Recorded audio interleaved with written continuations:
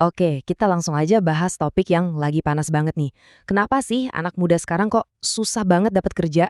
Dan kenapa banyak yang mikir, udahlah mending cabut ke luar negeri aja? Yuk kita bongkar bareng-bareng fenomenanya. Coba deh, kita mulai dari sini ya. Kalau aku sebut kata wibu, apa yang langsung kepikiran sama kalian? Pasti konotasinya agak negatif kan? Sering banget dicap pengangguran, gak punya skill, kerjanya cuma main-main doang.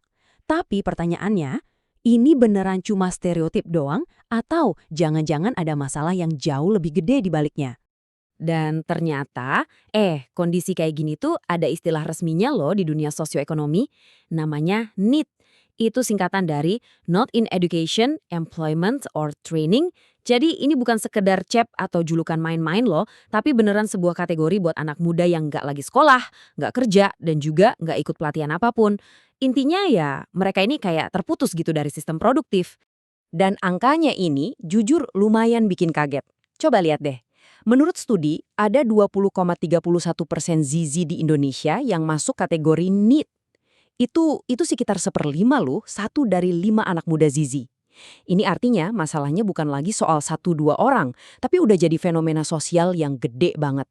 Nah pertanyaannya, kok bisa sampai kayak gini? Oke, sekarang kita coba gali lebih dalam akar masalahnya ya. Salah satu dosa terbesar yang paling sering dikeluhin sama anak-anak muda pencari kerja di Indonesia itu adalah pasar kerja spek nabi. Tahu kan? Yang kualifikasinya tuh sering banget gak masuk akal. Ya, ini emang hiperbola sih, bercandaan.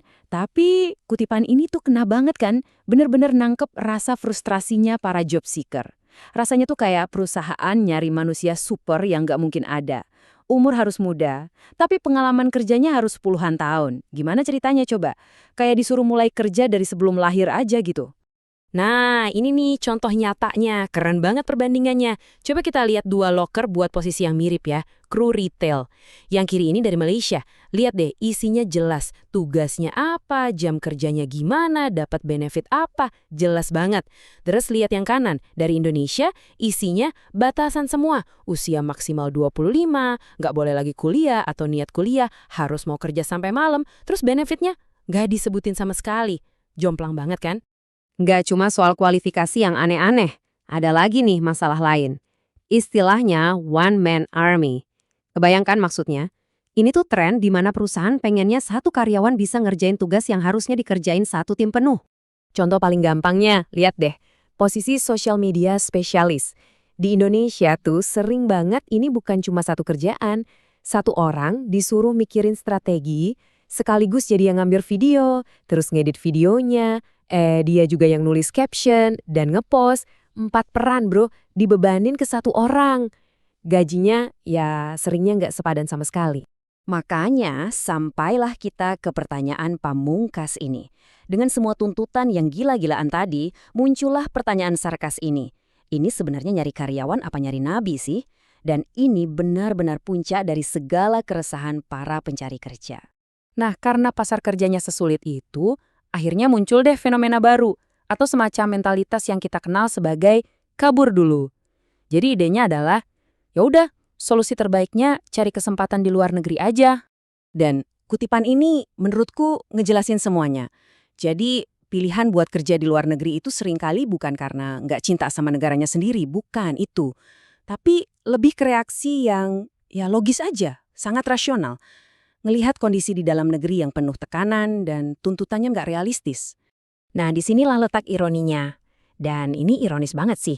Ternyata orang-orang yang tadinya milih kabur buat kerja di luar negeri, malah jadi salah satu kontributor terbesar buat ekonomi negara kita.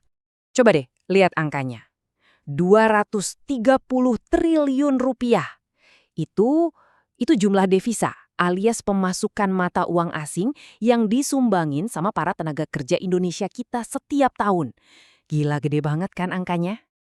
Biar kebayang segede apa angka itu, coba lihat grafiknya. Pemasukan dari TKI ini adalah sumber pendapatan negara non-pajak terbesar kedua.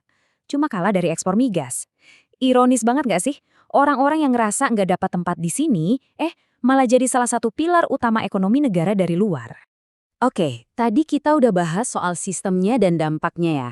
Sekarang coba kita geser sedikit sudut pandangnya. Pertanyaannya, emang kabur itu satu-satunya jawaban? Nah, di bagian ini kita bakal ngomongin soal pentingnya siapin diri dan bangun skill yang beneran. Jadi, sebelum latah ikut-ikutan tren kabur dulu, coba deh kita berhenti sebentar buat ngaca. Soalnya, pindah ke negara lain itu bukan sulap, bukan sihir. Nggak bakal jadi solusi ajaib kalau diri kita sendiri ternyata belum siap buat ngadepin sistem yang beda. Pertanyaan pertama buat kita semua nih, di negara orang, aturan itu seringnya ketat banget.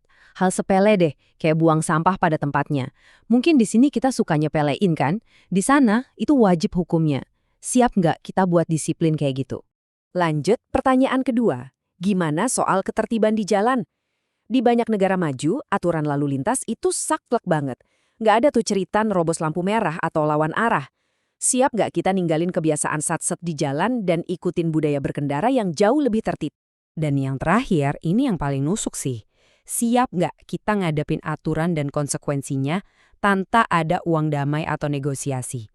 Di negara yang sistemnya udah jalan, nggak ada celah buat gitu-gituan. Ini nuntut kita buat punya tanggung jawab pribadi yang tinggi banget. Terus, sarannya gimana dong? Simpel aja. Pertama, stop FOMO. Jangan cuma pengen keluar negeri karena lagi ngetren atau teman-teman pada ngomongin itu. Kedua, dan ini yang paling krusial, fokus bangun skill. Skill yang beneran, yang bikin kamu beda dari yang lain, bikin diri kamu mahal dimanapun kamu berada. Ingat aja pepatah lama ini, di mana bumi dipijak, di situ langit dijunjung. Ini relevan banget. Mau dimanapun kita nanti, kita harus siap adaptasi, hormatin aturan, dan ikutin budaya di sana. Itu kunci suksesnya. Mau di dalam atau luar negeri, skill adaptasi itu sama pentingnya sama skill teknis. Dan sebagai penutup, aku mau lempar satu pertanyaan buat kita renungin bareng-bareng. Setelah kita lihat dari dua sisi ya, dari pasar kerja spek nabi sampai ke soal kesiapan diri kita, pertanyaannya jadi, masalahnya ini sebenarnya ada di mana sih? Apa murni salah sistemnya yang bobrok, atau jangan-jangan ada juga porsi tanggung jawab di diri kita masing-masing buat jadi lebih baik dan lebih siap? Coba deh dipikirin.